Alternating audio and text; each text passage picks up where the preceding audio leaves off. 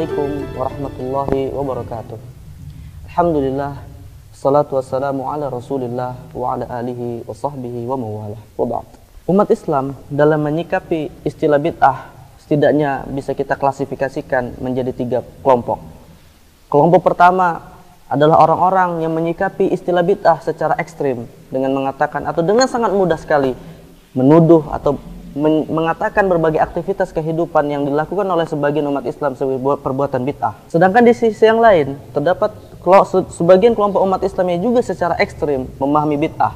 Mereka mengatakan bid'ah bukanlah sebagai sebuah hal yang sangat berbahaya bagi kehidupan beragama umat Islam.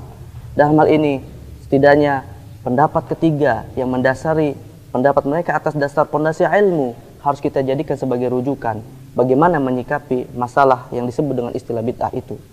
Sebenarnya istilah bid'ah kalau kita membaca di dalam banyak literatur ulama yang kita bisa dapatkan di dalam kitab-kitab mereka mengatakan khilafiyah atau masalah bid'ah ini merupakan bagian dari masalah khilafiyah di antara para ulama. Setidaknya dalam menyikapi masalah bid'ah ini para ulama terpecah menjadi 2 dalam mendefinisikan masalah bid'ah.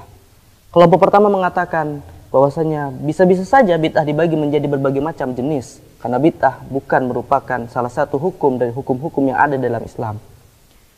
Dan 4 mazhab atau mazhab-mazhab yang kita kenal dengan istilah 4 mazhab terpecah dalam menyikapi masalah bid'ah ini. Misalnya di kalangan ulama Malikiyah, di antara mereka adalah Imam At-Turtusi mengatakan bid'ah merupakan segala sesuatu yang dimurkai dan tercela dalam ajaran Islam. Tapi di sisi yang lain, ada juga ulama Malikiyah seperti Al-Qarafi yang mengatakan bisa saja bid'ah terpecah menjadi 5 hukum yang kita kenal dengan hukum taklifi. Dalam mazhab Syafi'iyah misalnya, di antara Imam Nawawi yang mengatakan bid'ah bisa terpecah menjadi 5 hukum.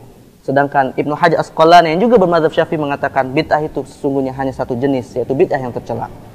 Dalam hal ini, kita bisa simpulkan bahwasannya masalah bid'ah merupakan masalah yang masih diperselisihkan oleh ulama kita. Di mana tidak setiap masalah yang baru, tidak setiap aktivitas kehidupan manusia yang baru yang terkait dengan agamanya harus bisa kita hukumi sebagai sebuah bid'ah. Iya benar, bid'ah dalam arti sesuatu yang baru, tetapi bukan bid'ah dalam arti yang dicela dalam ajaran Islam.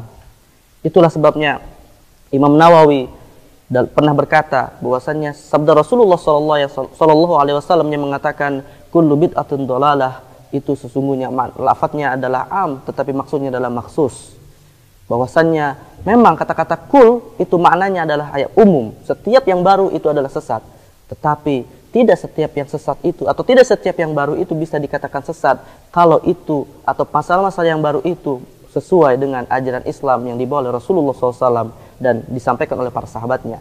Itulah Rasulullah SAW dalam sebuah hadisnya yang dijadikan oleh Imam Nawawi sebagai dalil untuk mengatakan bahwasannya bid'ah itu bukan satu jenis, yaitu sabda Rasulullah SAW, man sanna fil Islam sunnatan hasanah falahu ajruha wal ajru man amila biha wa man sanna fil Islami sunnatan sayyi'ah falahu wizruha wal wizru man amila biha.